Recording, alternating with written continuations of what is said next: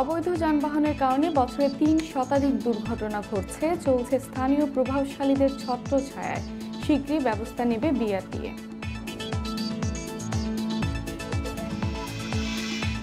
দেশে ব্যাপক উন্নয়ন হলেও অপপ্রচার চালাচ্ছে কিছু মানুষ। সরকার বিরোধী ষড়যন্ত্রে লিপ্ত এক শ্রেণীর বুদ্ধিজীবী, বললেন প্রধানমন্ত্রী।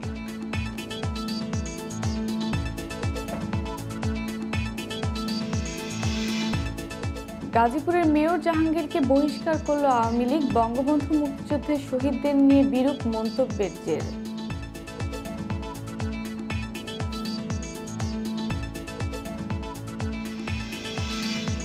মাঝ ডিসেম্বরের আগে বাড়ছে না শীত। কুয়াশা বলয় ৩ সপ্তাহ পর বাংলাদেশে পৌঁছালে শৈত্যপ্রবাহ শুরু হতে পারে।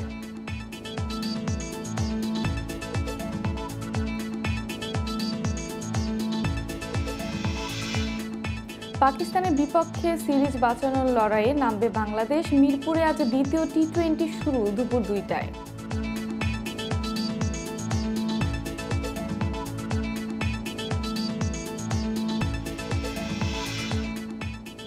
স্বাগত সকাল 9টার 1 ঘন্টার বিরতিহীন ইন্ডিপেন্ডেন্ট সংবাদের সঙ্গে আছি আমি ফারহানা আলম এবং আমি শাফাত বিন ফরিদ। জানাচ্ছিলাম প্রধান শিরোনামগুলো, এবারে বিস্তারিত।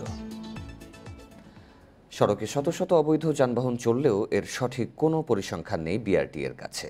চালকেরা বলছেন স্থানীয় প্রভাবশালী মহলকে ম্যানেজ করেই চলছে এসব পরিবহন। বুয়েটের পরিসংখ্যান বলছে অবৈধ যানবাহনের কারণে বছরে অন্তত ৩ শতাধিক দুর্ঘটনা ঘটছে, যদিও শিগগিরই ব্যবস্থা নেওয়ার কথা জানিয়েছে বিআরটিএ।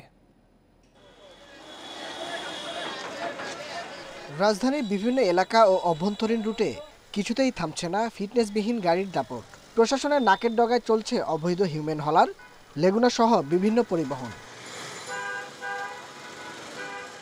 সিএনজি চালিত হলেও যাত্রীদের জিম্মি করে বেশি ভাড়া আদায় করছে এসব ছোট পরিবহন। চালকরা বলছেন স্থানীয় প্রভাবশালীদের মোটা অঙ্কের চাঁদা দিয়ে চলছে এসব পরিবহন। এই রুটে আমাদের চলতে হলে তো এটা যেতে হবে, এখন আমাদের কিছু করার নাই। এখন তো অন্য কোনো পরিবহন এখানে নাই যে আমরা অন্য কোনো পরিবহন আমরা যাতায়াত করব। খুবই হুমকি স্বরূপ, যে কোনো সময় সিলিন্ডার বাস্ট হতে পারে। সিলিন্ডারের পরিবহন কখনোই এটা মানুষের জন্য কল্যাণকর না, নিরাপদ না। একটা আরেকটার বাস দেওয়ার লাগে, সিরিয়াল লাগে, কেউ কার আগে যাতে সিরিয়াল এটা নিয়ে অনেক কিছু হয় আর কি। চাঁদা মনে করেন 500-600 টাকা যায় সারাদিন চালাইলে। কিছু কাগজপত্র ফেল আছে, আবার কিছু আছে কমপ্লিট এরকম। বুয়েটের অ্যাক্সিডেন্ট রিসার্চ ইনস্টিটিউটের পরিসংখ্যান বলছে এসব অবৈধ পরিবহনে বছরে প্রাণ ঝরছে কয়েকশো। তদারকিতে বিআরটিএর গাফিলতিকেই দায়ী করছেন তারা।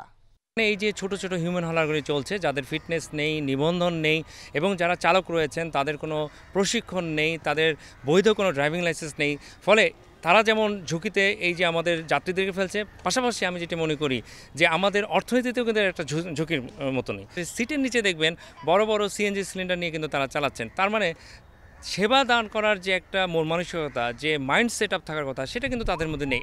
সংকট ও অব্যবস্থাপনার কথা স্বীকার করে দ্রুত ব্যবস্থা নেওয়ার কথা জানিয়েছে বিআরটিএর কর্মকর্তারা।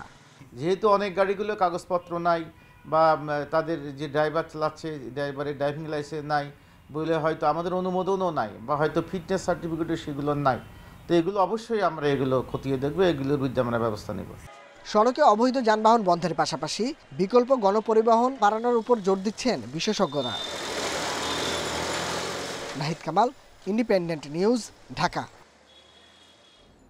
প্রধানমন্ত্রী শেখ হাসিনা বলেছেন, এত উন্নয়নের পরও কিছু মানুষ দেশে ও বিদেশে বসে অপপ্রচার চালাচ্ছেন। তাদের বিষয়ে আওয়ামী লীগের নেতাকর্মীদের সচেতন হওয়ার পাশাপাশি অপপ্রচারের জবাব দেওয়ার আহ্বান জানিয়েছেন তিনি। শুক্রবার গণভবনে আওয়ামী লীগের কার্যনির্বাহী সংসদের বৈঠকে সূচনা বক্তব্যে এ আহ্বান জানান দলের সভাপতি শেখ হাসিনা।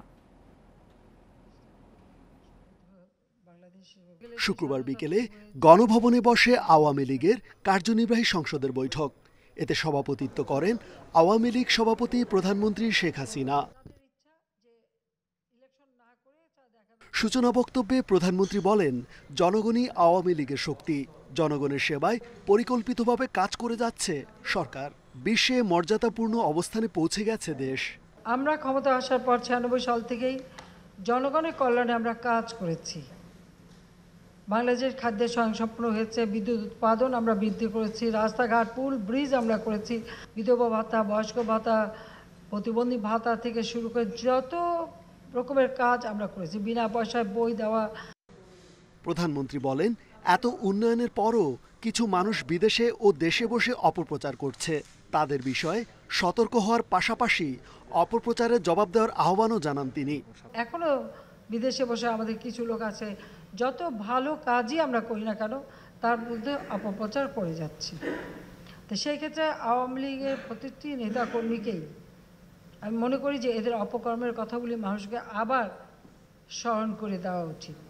তথাকথিত বুদ্ধিজীবী শ্রেণীর একটি অংশের ষড়যন্ত্রের কথা তুলে ধরেন প্রধানমন্ত্রী, যাতে আমাদের যারা যে বুদ্ধি বিচিয়ে জীবিকা নির্বাহ করে তাহারা তাদের বুদ্ধির গোড়ায় যেন কিছুটা অন্তত হলেও জ্ঞান ঢোকে এবং বাস্তব অবস্থাটা যেন তারা জানতে পারে। কিছু কিছু দেখলাম এখন তাদের মিটিং বসছে, এখন কীভাবে আওয়ামী লীগের ক্ষমতা রাখা যাবে না। তা আওয়ামী লীগের অপরাধটা কি? আওয়ামী লীগ দেশের উন্নয়ন করেছে। বৈঠকে বিএনপি জামায়াতের অপকর্মের কথা জনগণকে স্মরণ করিয়ে দেওয়া উচিত বলেও মন্তব্য করেন সরকার প্রধান। রেজওয়ানুল হক, ইন্ডিপেন্ডেন্ট নিউজ, ঢাকা। গাজীপুরের মেয়র জাহাঙ্গীর আলমকে আওয়ামী লীগ থেকে বহিষ্কার করা হয়েছে। শুক্রবার বিকেলে দলের কার্যনির্বাহী কমিটি তাকে গাজীপুর মহানগর আওয়ামী লীগের সাধারণ সম্পাদকের পদ থেকেও বহিষ্কার করেছে।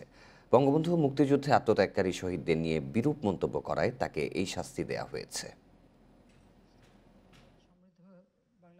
2.5 মাস পর গণভবনে আওয়ামী লীগের কার্যনির্বাহী কমিটির বৈঠক। করোনার কারণে স্বাস্থ্যবিধির কড়াকড়িতে এতে জায়গা পাননি সব সদস্য। শুক্রবার বিকেল 4টার দিকে 50 জন কেন্দ্রীয় নেতাকে নিয়ে শুরু হয় এই বৈঠক।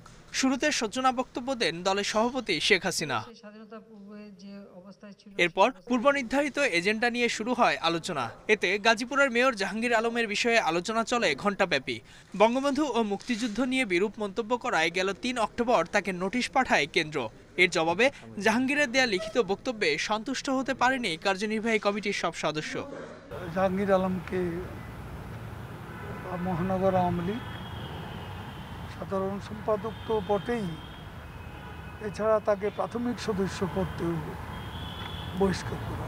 প্রধানমন্ত্রী শেখ হাসিনা নিজেও এই বিষয়টি ভালোভাবে খোঁজখবর নিয়ে পরীক্ষা নিরীক্ষা যাচাই বাছাই করেই এই সিদ্ধান্ত নেওয়া হয়েছে। সারা দেশে চলমান ইউপি নির্বাচনে আওয়ামী লীগের প্রার্থী ও বিদ্রোহীদের মধ্যে সহিংসতা নিয়েও আলোচনা হয় এই বৈঠকে। এ সময় কঠোর ব্যবস্থা নেওয়ার নির্দেশ দেন আওয়ামী লীগ সভাপতি শেখ হাসিনা। বিশৃঙ্খলা বা সহিংসতার উপাদান যুক্ত হয়েছে, এ ব্যাপারে প্রধানমন্ত্রী স্বরাষ্ট্র মন্ত্রণালয়কে, বিশেষ করে মন্ত্রীকে, আইজিকে বিশেষভাবে তিনি নির্দেশ দিয়েছেন এসব ব্যাপারে আরও কঠোর হতে। বিদ্রোহীদের যারা মদত দিয়েছে, এমনকি জনপ্রতিনিধি হলে, মন্ত্রী হোক, এমপি হোক, প্রত্যেকের বিরুদ্ধে ব্যবস্থা নেওয়ার ব্যাপারে সিদ্ধান্ত। এদিকে মোহাম্মদ নাসিম, আব্দুল মতিন খসরু ও সাহারা খাতুনের মৃত্যুতে আওয়ামী লীগের সভাপতিমণ্ডলীর শূন্য হওয়া 3টি পদে কাদের আনা হবে তা নিয়েও আলোচনা হয় বৈঠকে। Ijazur Rahman, independent news, Dhaka. তথ্য সম্প্রচার মন্ত্রী ডক্টর হাসান মাহমুদ বলেছেন, আওয়ামী লীগ সরকারের আমলে দেশে গণমাধ্যমের অভূতপূর্ব প্রসার ঘটেছে, যা গণতন্ত্র বিকাশের জন্য সহায়ক। শুক্রবার ঢাকা ক্লাবে television reporters unity of Bangladesh TRAB আয়োজিত 27তম ট্রাব অ্যাওয়ার্ড অনুষ্ঠানে একথা বলেন তিনি। তথ্যমন্ত্রী বলেন, জ্ঞান বিজ্ঞান এবং শিল্প সংস্কৃতিতে বিশ্বের অনেক জনগোষ্ঠীর চেয়ে বাঙালিরা এগিয়ে আছে। এই অগ্রযাত্রা অব্যাহত রাখতে গুণীজনদের সম্মানিত করতে হবে। তিনি আরও বলেন, জ্ঞান বিজ্ঞানের পাশাপাশি অর্থনীতিতেও এগিয়েছে বাংলাদেশ। বর্তমানে বৈশ্বিক প্রেক্ষাপটে অর্থনীতিতে বাংলাদেশের অবস্থান 31তম বলেও জানান তথ্যমন্ত্রী।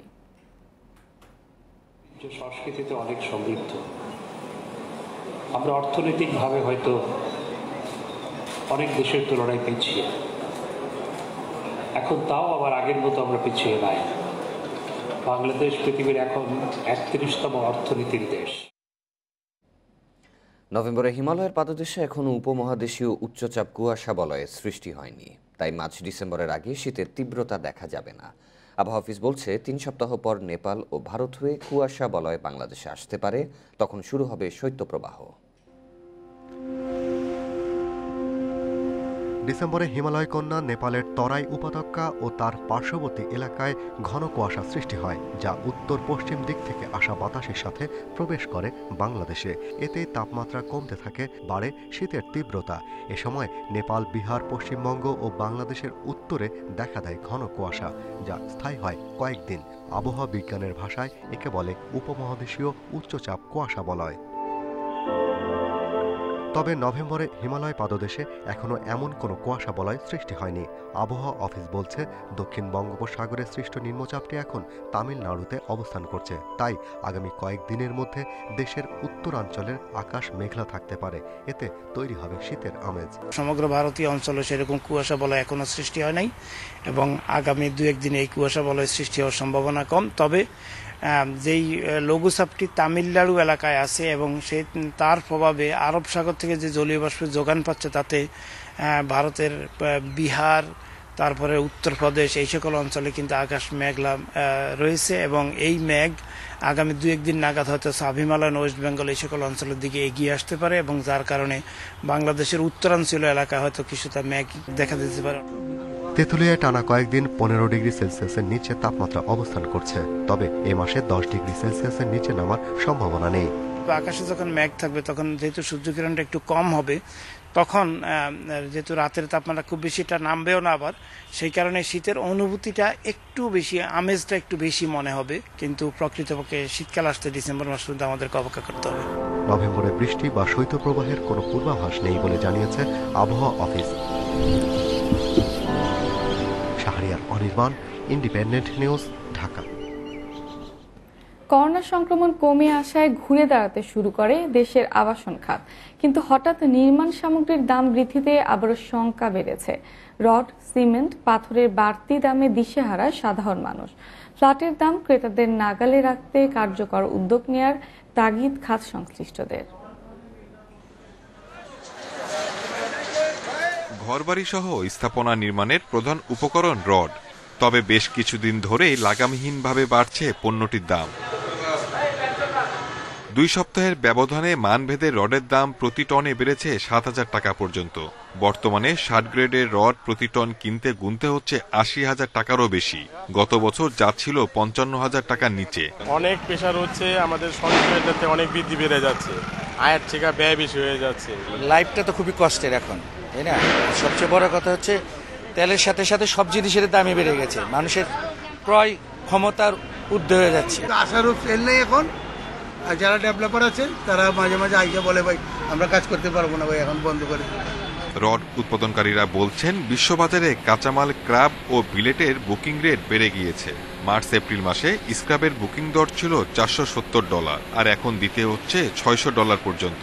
পাশাপাশি বাড়তি টাকা গুনতে হচ্ছে জাহাজ ভাড়ায়। ওয়ার্ল্ড মার্কেট উচ্চ পর্যায়ে চলে গেছে। এখন আমরা যদি বাংলাদেশে এই সব পণ্যের যদি দাম একটু নিয়ন্ত্রণে রাখতে চাই, তাহলে সরকারের উচিত অর্থ মন্ত্রণালয়, বাণিজ্য মন্ত্রণালয় বসে কিভাবে এটার উপরে যে ট্যাক্সটা, ইম্পোর্টের উপরে যে ট্যাক্সটা আমাদের পে করতে হয়, এই ট্যাক্সটা যদি একটু কমায় দেয়া যায়। রডের পাশাপাশি বেড়েছে সিমেন্ট, পাথর, বালু ও টাইলসের দামও। আবাসন ব্যবসায়ীরা বলছেন, নির্মাণ সামগ্রীর দাম বেড়ে যাওয়ায় আবাসন নির্মাণে আগের চেয়ে খরচ বেড়েছে 15%।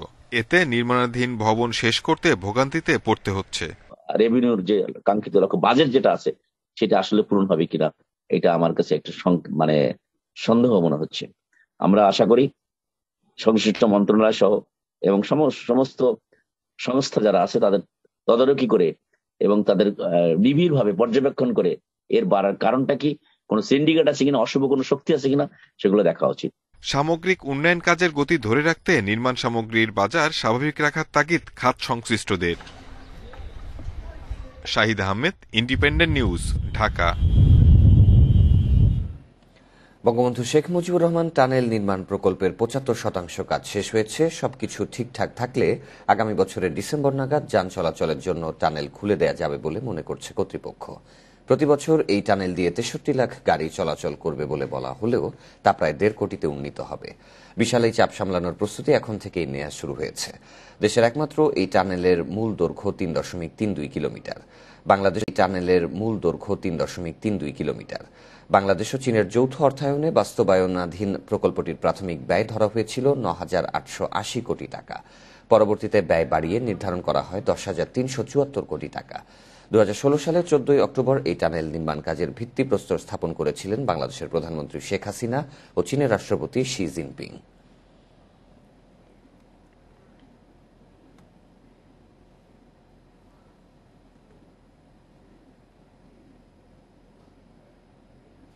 কর্ণফুলী টানেলের অগ্রগতি নিয়ে আরো জানাতে এবার চট্টগ্রাম থেকে যোগ দিচ্ছেন সহকর্মী আহসান রিটন।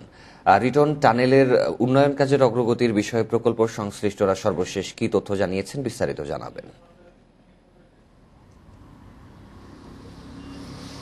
দেখুন, আমরা আসলে ইতিমধ্যে বলেছি যে আসলে যে টানেলটি তৈরি হচ্ছে তার আসলে 75% কাজ এর মধ্যে শেষ হয়েছে বলে আমাদেরকে আসলে প্রকল্প সংশ্লিষ্ট যারা আছেন তারা জানিয়েছে। আমরা এই মুহূর্তে আছি টানেলের যে পথেঙ্গার মুখ, সেই মুখের দিকে আমরা এখন এই মুহূর্তে দাঁড়িয়ে আছি এবং আপনি দেখতে পাচ্ছেন যে আসলে কর্তৃপক্ষ যেটি দাবি করছিল যে আগামী অর্থাৎ 2022 সালের ডিসেম্বরের মধ্যে এই টানেলটি পরিপূর্ণভাবে খুলে দেওয়া হবে, সেরকম একটি আশার কথা আমাদেরকে আসলে কর্তৃপক্ষ জানিয়েছিল এবং তারই ধারাবাহিকতা আপনি আমার ঠিক পেছনটাই দেখতে পাচ্ছেন। এখানে আসলে টানেলের মানে আগে পেছনে যে সমস্ত কার্যক্রম সেগুলো চলছে।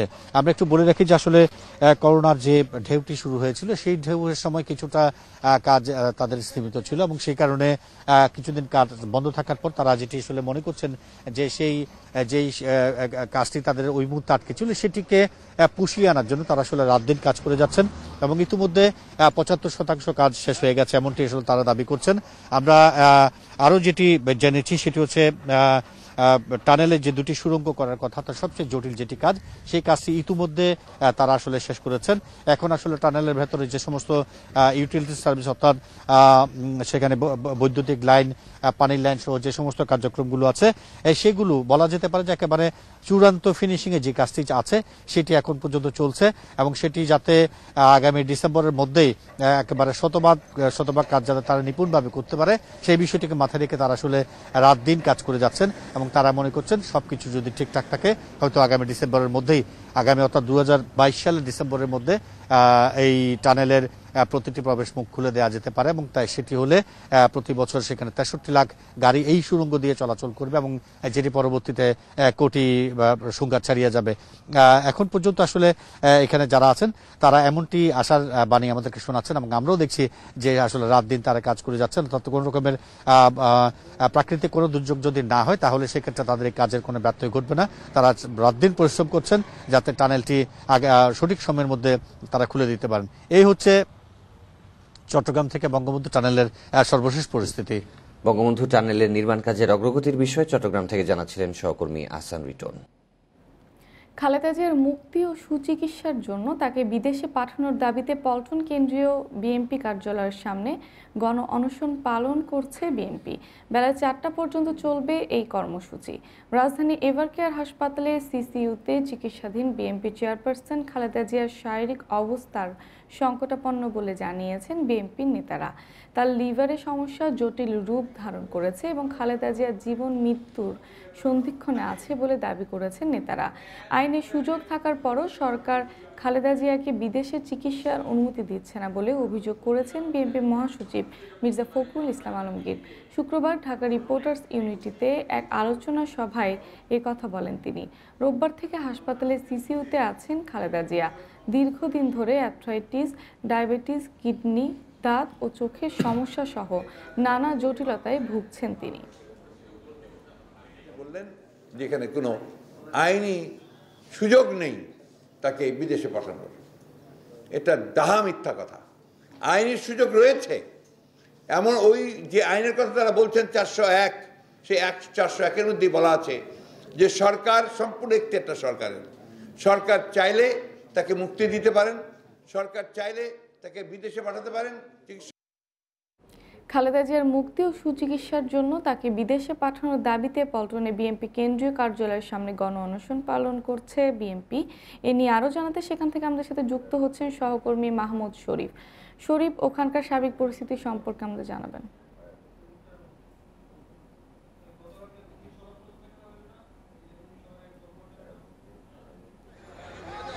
পূর্ব ঘোষিত কর্মসূচি যারা বক্তব্য রাখবেন তাদের দৃষ্টি আকর্ষণ করছি।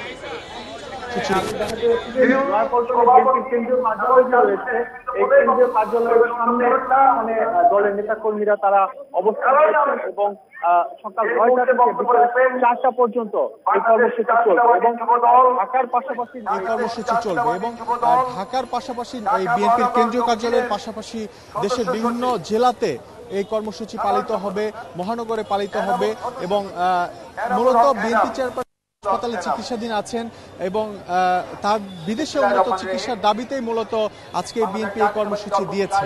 এখন আমরা যে বিষয়টি দেখেছি যে শুরু থেকে যখন বিএনপি চেয়ারপারসন কারাগারে ছিলেন এরপরে বেশ কয়েক দফায় তার সুচিকিৎসার দাবিতে বিএনপি এ ধরনের কর্মসূচি পালন করেছে এবং কারামুক্তির দাবিতেও কর্মসূচি পালন করেছে।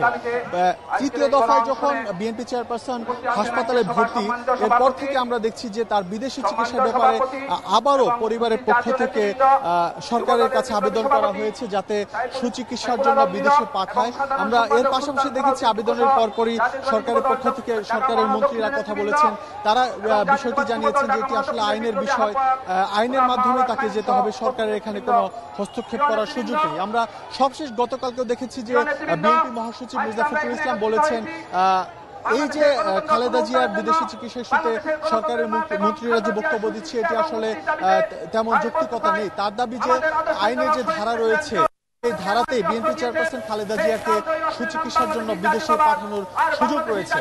এখন আমরা যে বিষয়টি দেখছি যে বিএনপি চেয়ারপারসনের বিদেশে চিকিৎসার দাবিতে এই দলের পক্ষ থেকে অনশন বা আলোচনা সভা এর মধ্যে আসলে তারা সীমাবদ্ধ রয়েছে এবং আজকে বিএনপির নেতারা এখানে যে বক্তব্য দিচ্ছেন তারা স্বীকার করছেন খালেদা জিয়া কারাগারে যাবার পর তাকে মুক্ত করার জন্য বিএনপির যে ধরনের কর্মসূচি প্রয়োজন ছিল সেটি করতে তারা ব্যর্থ হয়েছে। সবকিছু মিলিয়ে বিএনপির যে কর্মসূচি সেটি এখন চলছে, বিকেল 4টা পর্যন্ত চলবে এবং বিকেল 4টার পর এখানে বিএনপির নেতারা আবারও গণমাধ্যমের সাথে কথা বলবে তাদের যে পরবর্তী কোনো কর্মসূচি থাকবে কিনা সে বিষয়ে। বিএনপির গণ অনশনের বিষয়ে জানাতে রাজধানীর নয়াপল্টন থেকে এতক্ষণ আমাদের সাথে যুক্ত ছিলেন মাহমুদ শরীফ। দেখছেন বিরতিহীন সংবাদ। এরপর অন্যান্য খবরের সাথে আরও যা দেখবেন। তৃতীয় ধাপের ইউপি নির্বাচনের প্রচারণা জমে উঠেছে, সহিংসতা বাড়ায় শান্তিপূর্ণ পরিবেশ নিশ্চিতে নির্বাচন কমিশনের জোর।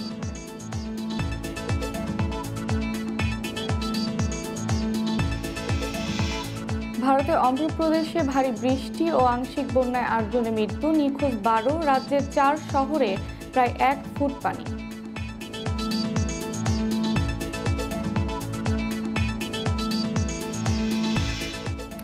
তৃতীয় ধাপের ইউপি নির্বাচন সামনে রেখে প্রচারে ব্যস্ত সময় কাটাচ্ছেন প্রার্থীরা। ভোটারদের দ্বারে দ্বারে গিয়ে নানা প্রতিশ্রুতি দিয়ে চাইছেন ভোট, তবে যোগ্য প্রার্থীকেই ভোট দিতে চান সাধারণ ভোটাররা।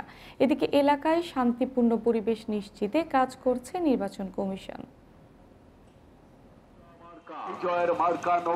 তৃতীয় ধাপের ইউপি ভোট ঘিরে নির্বাচনী এলাকা জুড়ে চলছে জমজমাট প্রচার।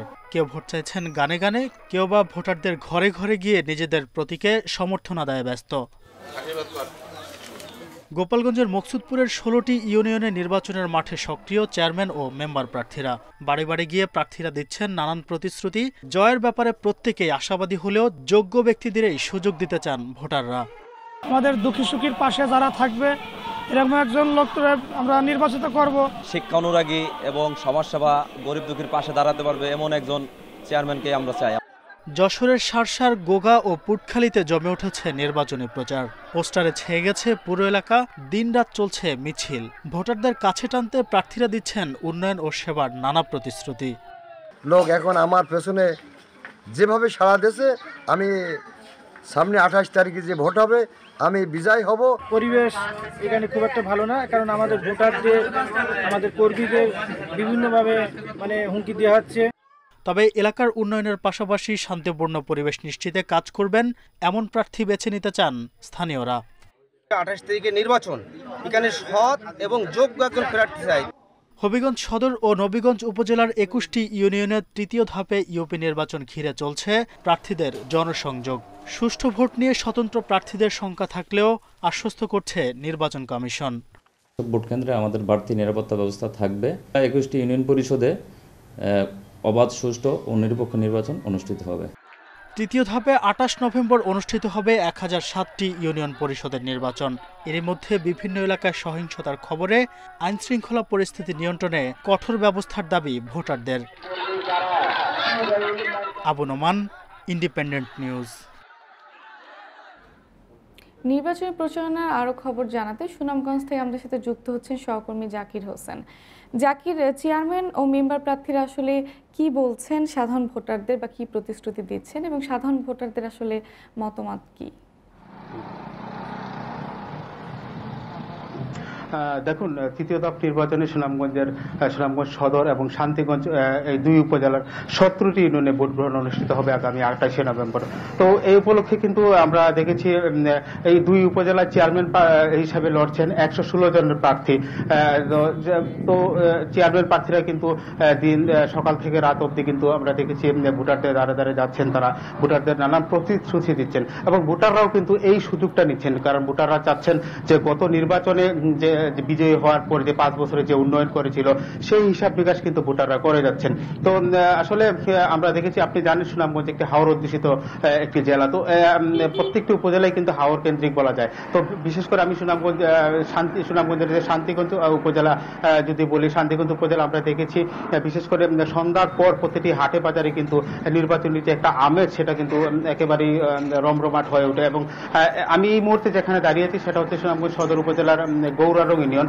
এই ইউনিয়নের কথা আমি যদি একটু বলি, এই ইউনিয়নে কিন্তু 10 জন চেয়ারম্যান প্রার্থী প্রতিদ্বন্দ্বিতা করছেন, আর এখানে ভোট রয়েছে 13,200। তো সার্বিকভাবে আসলে যেমনটা ভোটারদের মধ্যে কিন্তু একটা মিশ্র প্রতিক্রিয়া তৈরি হয়েছে, যেহেতু এখানে প্রার্থী বেশি সেহেতু তারা ভোটাররা কিন্তু একেবারে কড়াই গন্ডা হিসাব করে কিন্তু তারা কাকে ভোট দিবেন সেটা কিন্তু হিসেব করে নিচ্ছেন।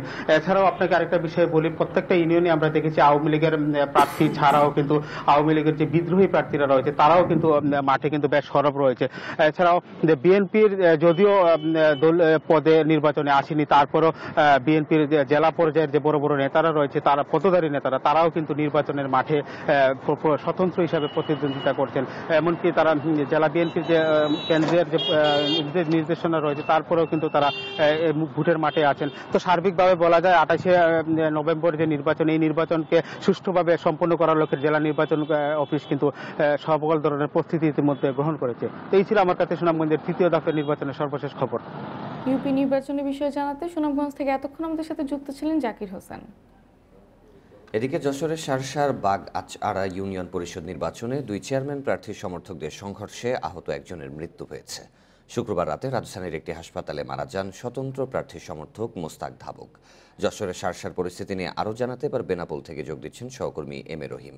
রহিম, স্বতন্ত্র দলের প্রার্থীর যিনি সমর্থক নিহত হওয়ার পরে এলাকার সার্বিক পরিস্থিতি এখন কেমন রয়েছে? আইন শৃঙ্খলা বাহিনী কিভাবে পরিস্থিতি নিয়ন্ত্রণ করছে?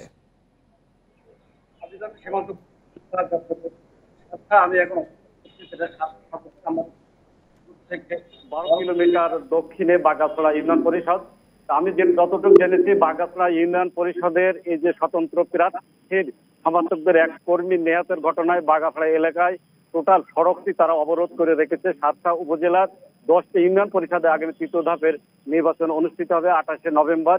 ইতিমধ্যে আপনাকে একটু জানিয়ে রাখি, সাতটা উপজেলার যে 11টি ইউনিয়ন, এর মধ্যে আইনি জটিলতায় বেনাপোল ইউনিয়ন পরিষদ নির্বাচন হচ্ছে না। অপরদিকে 7টা উপজেলায় প্রায় 10টি ইউনিয়ন পরিষদের নির্বাচন অনুষ্ঠিত হচ্ছে। এই 10টি ইউনিয়ন পরিষদের মধ্যে সারসা সদর, নিজামপুর, লক্ষ্মণপুর ও বাহাদুরপুর এই 4টি ইউনিয়নে এখন শান্তি বিরাজ করছে, কোনো সংঘর্ষের ঘটনা ঘটেনি। অপরদিকে আমরা যেটা জেনেছি, বিভিন্নভাবে বিভিন্ন সূত্রে আমরা ঘটনাস্থলে গিয়েছি, বিশেষ করে ডিহিতে, পুটখালীতে, গুগাতে, বাগাছড়া, কাইবা ও ওলাশিতে দফায় দফায় সংঘর্ষের ঘটনা ঘটছে। এখানে বোমা বিস্ফোরণ হচ্ছে, এখানে গুলি করা হয়েছে। আপনি জানেন যে গতকালকে 3 রাউন্ড গুলিতে 3 জন আহত হয়েছে। ইতিমধ্যেই নির্বাচনী সহিংসতায় বোগায় এক আওয়ামী সমর্থিত অর্থাৎ স্বতন্ত্র প্রার্থী আনারস প্রতীকে তৈবুর রহমানের সমর্থক নিহত হয়েছে। আজকে যে ঘটনাটি আপনারা জেনেছেন বা আমরা বিভিন্ন সূত্র থেকে যেটা জেনেছি, বাগাছড়া ইউনিয়নে গত মঙ্গলবার বিকালে একটি সংঘর্ষের ঘটনা ঘটে, যেখানে ইলিয়াস কবির বকুল ও আব্দুল খালেকের সমর্থকদের মধ্যে এই ঘটনাটি ঘটে। সেই ঘটনায় 4 জন আহত হয়। তার মধ্যে চিকিৎসাধীন ছিল ঢাকাতে আব্দুল খালেক ধাবক ও তার ছেলে মোস্তাক ধাবক। এই ঢাকায় চিকিৎসাধীন অবস্থায় মোস্তফা হকের আজকে শুক্রবার রাতে নিহত হয়েছে। এই ঘটনায় বাগাছড়া এলাকায় থমথমে অবস্থায় বিরাজ করছে তারা, অর্থাৎ স্বতন্ত্র প্রার্থী আব্দুল খালেকের সমর্থকরা বাগাছড়া এলাকা 7 মাইল এলাকায় তারা রাস্তা অবরোধ করে রয়েছে, তারা বিক্ষোভ প্রদর্শন করছে। তাদের দাবি যে সুষ্ঠু যদি নির্বাচন হয় তাহলে এই নির্বাচনে স্বতন্ত্র প্রার্থী আনারস প্রতীকে জয় হবে। অপরদিকে দীর্ঘদিনের সেবা দিয়ে আসছে ইলিয়াস কবির বকুল, তারও রয়েছে জনপ্রিয়তা। এখানে হাড্ডাহাড্ডি লড়াইয়ের সম্ভাবনা দেখছেন, অর্থাৎ রাতে দিনেই এখানে তারা যেমন নির্বাচনী প্রচারণা চালা যাচ্ছে, এলাকায় আতঙ্ক বিরাজ করছে, বিশেষ করে নারীরা তারা আতঙ্কের রাত্রে ঘর থেকে বেরোতে পারছে না। আমি কথা বলছি সাতক্ষীরার সদর অর্থাৎ সাতক্ষীরা থানার ওসি বদরুল আলমের সাথে, তিনি আমাকে যেটা জানিয়েছেন আজকে রাত্রে যে ঢাকায় স্বতন্ত্র প্রার্থী। আপনি এ বিষয়ে আরো বিস্তারিত তথ্য সংগ্রহ করতে থাকুন, পরবর্তীতে আবার আমরা আপনার সাথে যুক্ত হব। কড়াইল বস্তিতে প্রথম ডোজের টিকা দেওয়া শেষ হয়েছে শুক্রবার। শেষ দিনেও কেন্দ্রগুলোতে দেখা গেছে টিকা প্রত্যাশী মানুষের ভিড়। মঙ্গলবার থেকে ঢাকার অন্য বস্তিগুলোতেও টিকা কার্যক্রম শুরু হবে বলে জানিয়েছে স্বাস্থ্য অধিদপ্তর। পর্যায়ক্রমে দেশের সব বস্তিতেই দেয়া হবে টিকা। কড়াইল বস্তিতে টিকাদানের প্রথম দিনে উপচে পড়া ভিড় থাকলেও পরে কমতে শুরু করে টিকা নিতে আসা মানুষের সংখ্যা। বস্তিবাসীদের টিকা নিতে উদ্বুদ্ধ করতে মাইকিং সহ নানা পদক্ষেপ নেয় কর্তৃপক্ষ। শুক্রবার কেন্দ্রগুলোতে আগের দুদিনের তুলনায় ভিড় ছিল কিছুটা বেশি। কোনো ভোগান্তি ছাড়াই টিকা নিতে পেরে খুশি বাসিন্দারা। মনে করেন আমরা অফিস করে আজকে বন্ধ পাইলাম, আজকে এই কারণে আজকে আসছি। তো দেশের তো কালকে রাত্রে আসি, আমাকে তো আমরা তো এই দেশে ভোটার, তাই আমাকে এই দেশে দেয়নি, কালকে রাত্রে আইসি, আইয়া তো দাঁড়াইলাম। এতদিন আমি টিকা সংগ্রহ করতে চেষ্টা করছি, পাইনি কে, এখন আমি ছুটির দিন আজকে টিকা পাওয়া অনেক ভালো লাগতেছে। বৃহস্পতিবার পর্যন্ত টিকা নিয়েছেন প্রায় 13,000 মানুষ। অনলাইন রেজিস্ট্রেশন না থাকলেও স্পটে গিয়ে টিকা নিতে পারছেন বস্তিবাসীরা। মাইকিং করছি, এরপর আবার মনে করেন মাইকিং করছি, আবারও বাড়ি বাড়ি রিসিভ নিয়ে পাঠাইছি। টিকা সবার জন্য দিতেছে, এটা তো অনেক আনন্দের বিষয়, সবাই পাইতেছে। চেষ্টা করছি টিকা দেওয়া নাকি, বলে কই যাবো কোন জায়গা যাবো, যা টিকা দেবো, এটা পরে ফোন তো ঘুরে এই জায়গাতে টিকা দেবো আর কি, সকাল ঢুকাই এই দিল না। এদিকে মঙ্গলবার থেকে ঢাকার অন্য বস্তিগুলোতে টিকা কার্যক্রম শুরু হবে বলে জানিয়েছে স্বাস্থ্য বিভাগ। ঢাকা শহরে আগামী সপ্তাহে ইনশাল্লাহ আমরা করতে পারবো, সেভাবে আমরা প্রস্তুতি গ্রহণ করেছি সিটি কর্পোরেশনের সাথে, এবং সিটি কর্পোরেশন সেটা আগামী সপ্তাহে হয়তো মঙ্গল বুধবারে হয়তো আমরা আশা করছি আর কি, ফাইনাল ডিসিশন মঙ্গলবারই আমরা রেখেছি। মঙ্গলবার থেকে আমরা ঢাকা শহরে অন্য এলাকাগুলিতে করব। এ কার্যক্রমে প্রথম ডোজের টিকা নেয়া সবাই 2 মাস পর একই কেন্দ্রে পাবেন দ্বিতীয় dose. Biprajit Chanda, Independent news, Dhaka. নারায়ণগঞ্জে টিকটক ভিডিও বানাতে গিয়ে নির্মাণাধীন একটি ভবনের ছাদ থেকে পড়ে এক কিশোরের মৃত্যু হয়েছে। শুক্রবার শহরের পাইকপাড়া এলাকায় এ দুর্ঘটনা ঘটে।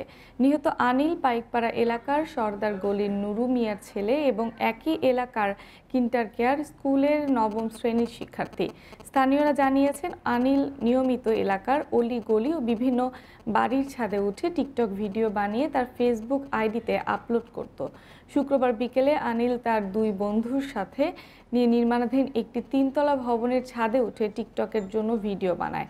এক পর্যায়ে অসতর্কতাবশত ছাদ থেকে পড়ে গুরুতর আহত হন। স্বজনরা তাকে ঢাকা মেডিকেল কলেজ হাসপাতালে ভর্তি করলে রাতেই তার মৃত্যু হয়।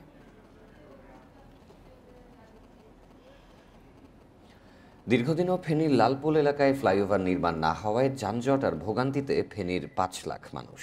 এতে গন্তব্যে পৌঁছাতে সময় নষ্ট হওয়ার পাশাপাশি কখনো কখনো ঘটছে দুর্ঘটনাও। দ্রুত ফ্লাইওভার নির্মাণের আশ্বাস দিয়েছে সড়ক বিভাগ। প্রতিদিন ঢাকা চট্টগ্রাম মহাসড়কের ফেনীর লালপুল এলাকায় সোনাগাজী উপজেলা সহ সদরের 4টি ইউনিয়নের কয়েক লাখ মানুষ যাতায়াত করেন। গুরুত্বপূর্ণ এই মহাসড়কে দিনে 8000 পণ্য এবং যাত্রীবাহী পরিবহন চলাচলে সৃষ্টি হচ্ছে যানজট।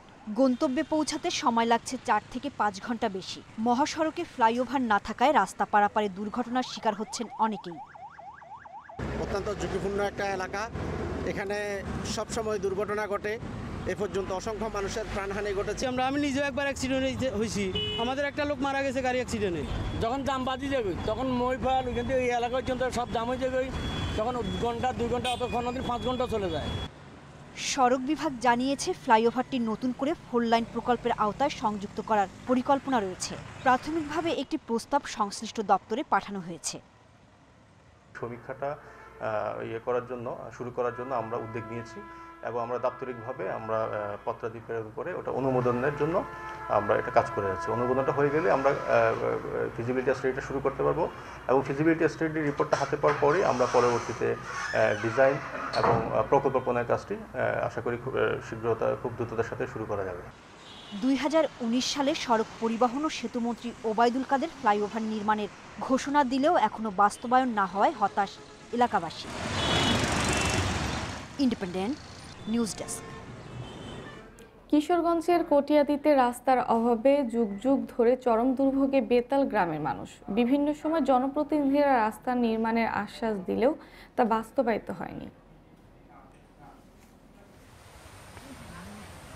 রাস্তা নেই, তাই জমির আইল ধরে হাঁটছেন লোকজন। এই দৃশ্য কিশোরগঞ্জের কটিয়াদী উপজেলার বেতাল গ্রামের। বছরের পর বছর ধরে এভাবেই যাতায়াত করে আসছেন গ্রামবাসী। শুকনো মৌসুমে জমির আইল ধরে যাতায়াত করা গেলেও বর্ষায় পানিবন্দী হয়ে পড়েন গ্রামের ৩ শতাধিক মানুষ। গ্রামবাসীর অভিযোগ, প্রতিবার ভোটের আগে জনপ্রতিনিধিরা আশ্বাস দিলেও রাস্তা তৈরিতে এগিয়ে আসেনি কেউ। একটা বেসাদি হইল কুলা হইরা নিয়ে লুডো পাহা রিস্কার ফতন নেওয়ার জন্য লাগে। আমরা এই রাস্তাটা নিয়ে অনেক দিন যাবার কষ্ট হতেছি, ছোটবেলা থেকে আমরা বাজান দাদারা গেছে এই কষ্ট করে।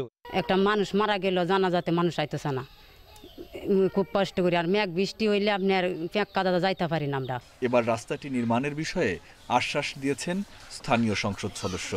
অগ্রাধিকার ভিত্তিতে রাস্তাগুলো আমরা ওই ডিস্ট্রিবিউট করার চেষ্টা করি আর কি। 50টা বাড়ি ওরা যদি ওই রাস্তার জন্য ওই এলাকার ওই বাড়িঘর থেকে বের হতে না পারে, এটা ব্যবস্থা আমরা করবো, এটা অসুবিধা কিছু নেই। শুধু আশ্বাস নয়, রাস্তা নির্মাণ করে দুর্ভোগের অবসানের দাবি গ্রামবাসীর। Independent news desk. চট্টগ্রামে দর্শকদের সাড়া পেয়েছে আলোচিত সিনেমা রেহানা মরিয়ম নূর। এই ধরনের ছবি প্রদর্শন করা গেলে পরিবার নিয়ে হলে বসে আবারও সিনেমা দেখার ঐতিহ্য ফিরে আসবে বলে মনে করছে হল কর্তৃপক্ষ। জীবনমুখী গল্প নিয়ে আরও সিনেমা নির্মাণের তাগিদ দিয়েছেন দর্শকরা। মানসম্পন্ন চলচ্চিত্রের অভাবে কয়েক বছর ধরে সারা দেশের মতো একে একে বন্ধ হয়ে গেছে চট্টগ্রামের বেশ কটি সিনেমা হল। যে কটি টিকে আছে সেগুলো প্রায় বন্ধের দোরগোড়ায়। সিনেমা হলের এমনই যখন অবস্থা, ঠিক তখন নগরীর ঝুমুর সিনেমা হলে চলছে কান চলচ্চিত্র উৎসবে প্রদর্শিত রেহানা মরিয়ম নূরের প্রদর্শনী, যে ছবিতে ফুটে উঠেছে অন্যায়ের সঙ্গে কোনোভাবে আপোষ না করা এক সাহসী নারীর গল্প। দীর্ঘদিন পর এমন ছবির প্রদর্শনী হওয়ায় হলে এসেছেন অনেকেই। কান চলচ্চিত্রে রেহানা মরিয়ম নূরটা পাইছে, তখন থেকে আমি খুব এক্সাইটেড ছিলাম কখন বাংলাদেশে এটা আসবে, আমরা দেখব। এখন সময় আসছে যে আমরা ফ্যামিলি নিয়ে আমাদের আবার সিনেমা হলগুলোতে ফিরে আসতে পারবো। সেই কালচার এবং সেই পরিবেশটা আমরা আবার পাচ্ছি। দর্শকের এমন উপস্থিতিতে আপ্লুত হল কর্তৃপক্ষ। আমাদের এই মুভিটা আমরা গত সপ্তাহে দিয়েছি, এটা আমাদের সেকেন্ড উইক চলতেছে। গত সপ্তাহের ফিডব্যাকের কারণে আমরা বুঝতে পারছি বাংলাদেশের সিনেমা আবার ঘুরে দাঁড়াবে। এমন ভালো ছবি প্রদর্শন করা গেলে এই ব্যবসা আবার ঘুরে দাঁড়াবে বলে মনে করছেন তারা। Independent news desk. ভারতের অন্ধ্রপ্রদেশে ভারী বৃষ্টি ও আংশিক বন্যায় 8 জনের মৃত্যু হয়েছে। নিখোঁজ হয়েছেন 12 জন। রাজ্যের 4টি শহর 20 সেন্টিমিটার পানির নিচে তলিয়ে গেছে বলে জানিয়েছে এনডিটিভি। কান্দাপ্পা শহরের 12 জন নিখোঁজ বলে জানিয়েছে কর্তৃপক্ষ। দুর্যোগ ব্যবস্থাপনা দপ্তর ও দমকল বাহিনীর উদ্ধার কাজে নিয়োজিত আছে। এছাড়া উদ্ধার কাজে যোগ দিয়েছে ভারতীয় বিমান বাহিনী। ক্ষতিগ্রস্ত হয়েছে রাস্তাঘাট এবং বেশ কিছু বাড়িঘর। মুখ্যমন্ত্রী জগন মোহন রেড্ডিকে সব ধরনের সহায়তার আশ্বাস দিয়েছেন ভারতের প্রধানমন্ত্রী নরেন্দ্র মোদী।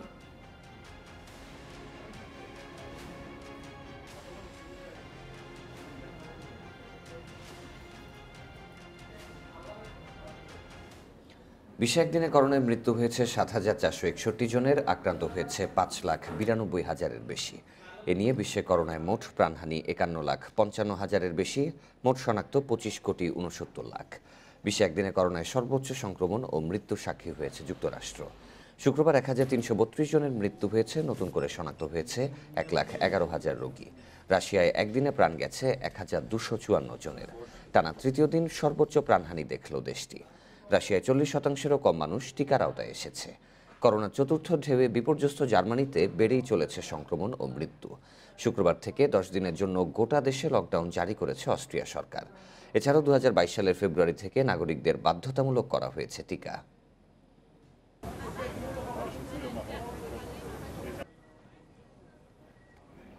তাইওয়ান তার বিমান বাহিনীতে সর্বাধুনিক F-16V ফাইটার জেট সংযুক্ত করেছে। চীনের ক্রমাগত সামরিক হুমকির মুখে এই উদ্যোগ তাইপে সরকারের। 2023 সালের মধ্যে 141 জন যোদ্ধাকে নতুন সংস্করণের সাথে আপডেট করার পরিকল্পনা আছে দ্বীপটি। যুক্তরাষ্ট্রের প্রস্তুতকারক প্রতিষ্ঠান লকহিড মার্টিন থেকে আরও 66টি নতুন F-16V বিমান কিনেছে তাইওয়ান, যা 2023 সালে সংযুক্ত হবে। নতুন বিমান উন্মোচনের সময় তাইওয়ানের প্রেসিডেন্ট সাই ইং-ওয়েন বলেন, F-16V ফাইটার জেট যুক্ত করার মধ্য দিয়ে তাইওয়ান ও যুক্তরাষ্ট্রের মধ্যে গভীর বন্ধুত্ব ফুটে উঠেছে। চীনের নিয়ন্ত্রণ থেকে বের হতে দীর্ঘদিন ধরে চেষ্টা চালাচ্ছে তাইওয়ান। যুক্তরাষ্ট্রের ভারপ্রাপ্ত রাষ্ট্রপতির ক্ষমতা পেতে যাচ্ছেন মার্কিন ভাইস প্রেসিডেন্ট কমলা হ্যারিস। প্রথম কোনো নারী হিসেবে এই দায়িত্ব নিতে যাচ্ছেন কমলা। রুটিন চেকআপের জন্য হাসপাতালে ভর্তি হতে যাচ্ছেন মার্কিন প্রেসিডেন্ট জো বাইডেন। তার অনুপস্থিতিতেই রাষ্ট্রপতির দায়িত্ব পালন করবেন কমলা। প্রথম কৃষ্ণাঙ্গ এশীয় হিসেবে মার্কিন ভাইস প্রেসিডেন্ট নির্বাচিত হয়ে রেকর্ড গড়েন তিনি। এবার ইতিহাস গড়তে যাচ্ছেন যুক্তরাষ্ট্রের ভারপ্রাপ্ত রাষ্ট্রপতির দায়িত্ব নিয়ে।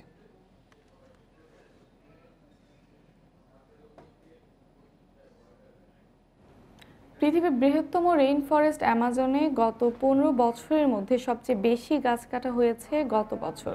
এক বছরে বন উজাড়ের পরিমাণ 22% বলে জানিয়েছে ব্রাজিলের মহাকাশ গবেষণা সংস্থা। সংস্থাটির সর্বশেষ হিসাব অনুযায়ী অ্যামাজনে 13,235 বর্গ কিলোমিটার এলাকার গাছ উজাড় হয়েছে, যা 2006 সালের পর সর্বোচ্চ।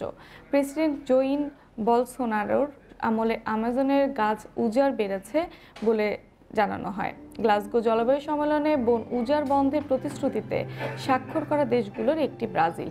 দেশটির বড় অংশ জুড়ে রয়েছে পৃথিবীর ফুসফুস নামে খ্যাত অ্যামাজন। বৈশ্বিক উষ্ণতা বৃদ্ধি ঠেকাতে অ্যামাজনের ভূমিকা গুরুত্বপূর্ণ। এই অবস্থায় বন উজাড় বন্ধ না হলে জলবায়ু সংকট এত তীব্র হবে বলে ধারণা পরিবেশবাদীদের।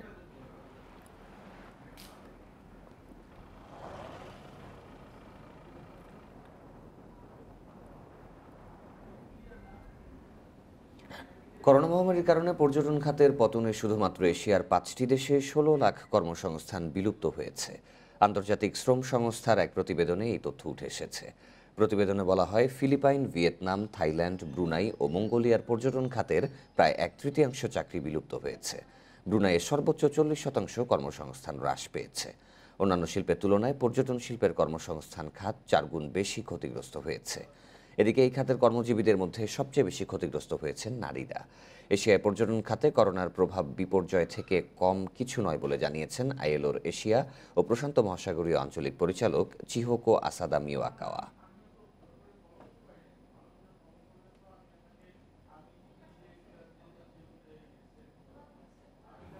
খরায় বিপর্যস্ত কেনিয়ার উত্তরাঞ্চল ওয়াজির কাউন্টি। প্রায় 24 লাখ মানুষ দুর্ভিক্ষের ঝুঁকিতে। বৃষ্টি কম হওয়ায় এই অবস্থা তৈরি হয়েছে। খরায় মানুষের চেয়েও বেশি বিপর্যয়ের মুখে অঞ্চলটির প্রাণীকুল। ভয়াবহ খরার কবলে কেনিয়ার উত্তরাঞ্চলের ওয়াজির কাউন্টি। রোদে ফেটে চৌচির আবাদি জমি, মৃত পশুর দেহে ভিড় করছে শকুনের দল। যুক্তরাষ্ট্রের famine early warning system network জানিয়েছে, গত কয়েক দশকের মধ্যে অঞ্চলটিতে সবচেয়ে কম বৃষ্টি হয়েছে এবার। এতে খাবার ও পানির সংকটে পড়েছে প্রাণীকুল। স্থানীয় বাসিন্দারা জানিয়েছেন, খাদ্য সংকটের কারণে তারা হারিয়েছেন অর্ধেকের বেশি গবাদি পশু। বেঁচে থাকা পশুগুলো দুর্বল হওয়ায় পাওয়া যাচ্ছে না পর্যাপ্ত দুধ। শীর্ণ শরীর হওয়ায় বিক্রিও হচ্ছে না হাটে। বিক্রি হলেও মিলছে না নামমাত্র দাম। জাতিসংঘ জানিয়েছে, কেনিয়ার বিভিন্ন অঞ্চল জুড়ে প্রায় 24 লাখ মানুষকে নভেম্বর থেকে পড়তে হবে খাদ্য সংকটে, যে সংখ্যা ফেব্রুয়ারিতেই ছিল 14 লাখ। শুধু তাই নয়, সংস্থাটি জানিয়েছে খরার কারণে এরই মধ্যে কেনিয়ার উত্তরাঞ্চলে 1,65,000-এর বেশি শিশু ও 93,000-এর বেশি গর্ভবতী নারী ভুগছে অপুষ্টিতে। এর আগের বছরও খরার কবলে পড়ে ওয়াজির অঞ্চল। টানা দুর্যোগে পুরোপুরি বিপর্যস্ত এলাকাটি। Tahmid Abrar, independent news. পাকিস্তানের বিপক্ষে সিরিজ বাঁচানোর লড়াইয়ে মাঠে নামছে বাংলাদেশ। মিরপুরে আজ দ্বিতীয় টি-20 শুরু দুপুর 2টায়। প্রথম ম্যাচে পাকিস্তানের কাছে ধরাশায়ী হয়েছে বাংলাদেশ। ব্যাটিং ব্যর্থতা আর শেষ দিকের বোলিংয়ে হয়েছে ভরাডুবি। অন্যদিকে সিরিজের জয় নিশ্চিত করতে দ্বিতীয় ম্যাচে আরও দুর্দান্ত খেলতে চায় পাকিস্তান। প্রথম ম্যাচের অভিজ্ঞতা থেকে উইকেটকে আরও ভালোভাবে ব্যবহার করতে চান বাবর আজম। দুই দলেই আসতে পারে পরিবর্তন। বাংলাদেশ দলে ওপেনিং আর বোলিংয়ে পরিবর্তনের সম্ভাবনা থাকছে।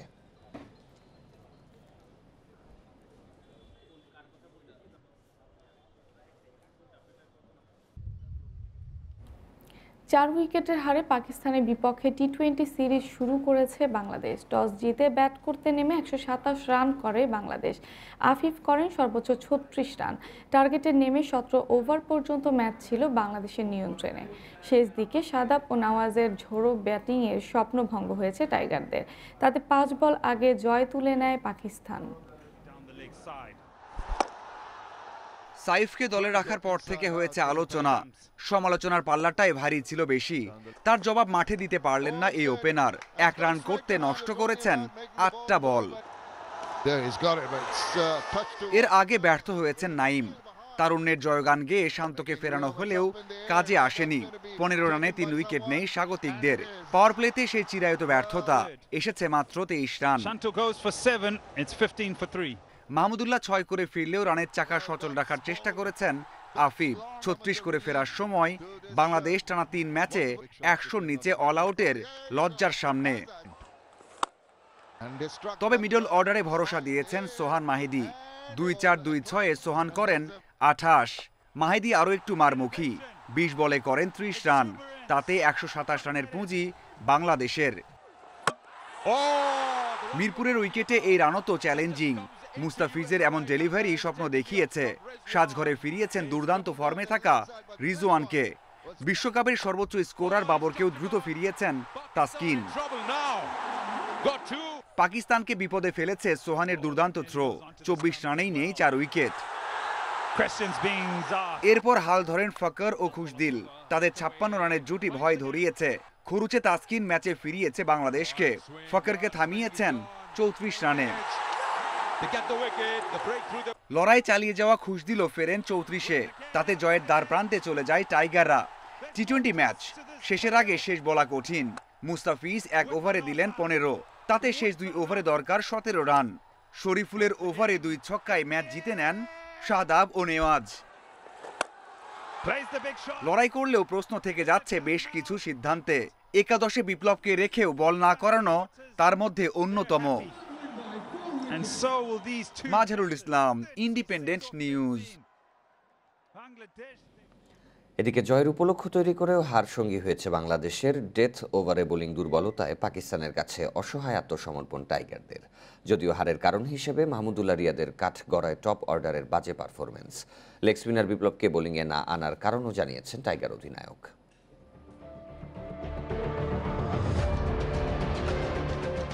মিরপুরে আবারও লো স্কোরিং টি-20 ম্যাচ।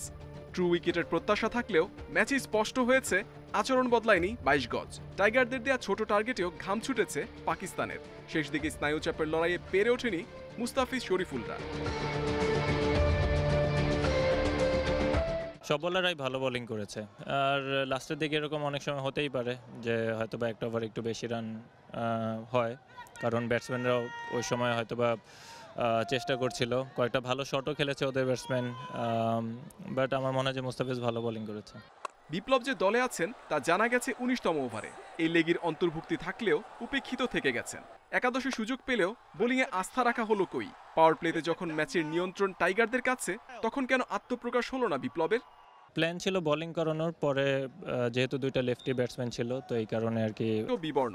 নরবরে ফুটওয়ার্ক, দুর্বল টেকনিক দৃশ্যমান। পেসারদের বিপক্ষে এই ব্যাটারের দুর্বলতা অনেকটা ওপেন সিক্রেট। তবুও সাইফকে নিয়ে আসার শেষ নেই রিয়াদের।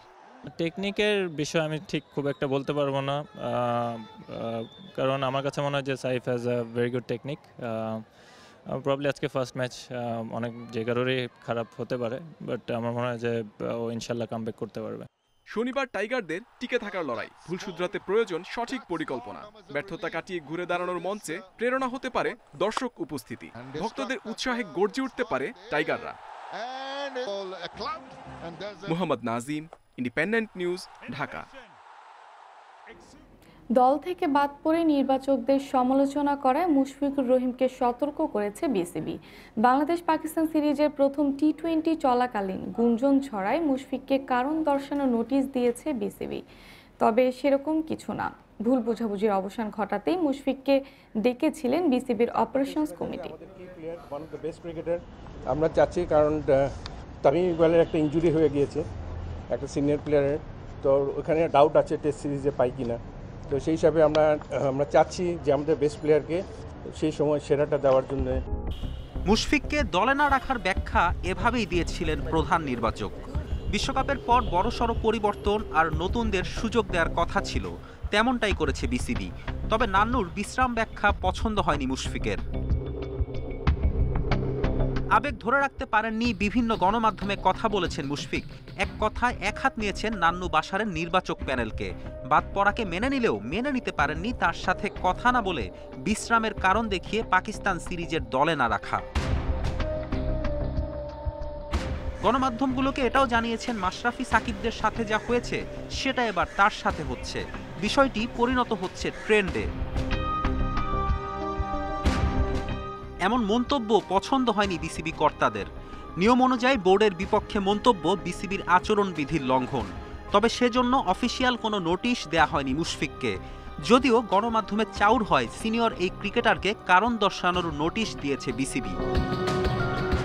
এ ভুল ভাঙিয়েছে বিসিবির অপারেশনস কমিটির চেয়ারম্যান আকরাম খান। গণমাধ্যমে জানিয়েছেন ভুল ভাঙাতেই মুশফিককে ডাকা হয়। তাকে বোঝানো হয়েছে বাদ নয়, টেস্টের ধকল বিবেচনায় মুশফিককে বিশ্রাম দেওয়া হয়েছে। আর সেই সাথে মন্তব্যের ব্যাপারে সতর্ক থাকতে বলা হয় মিস্টার ডিপেন্ডেবলকে। ফেরদৌস ইসলাম, ইন্ডিপেন্ডেন্ট নিউজ। এই ছিল বিরতিহীন সংবাদে। আমাদের সব খবরের আরো বিস্তারিত জানতে চোখ রাখুন ফেসবুক, ইউটিউব এবং টুইটারে। ধন্যবাদ সবাইকে।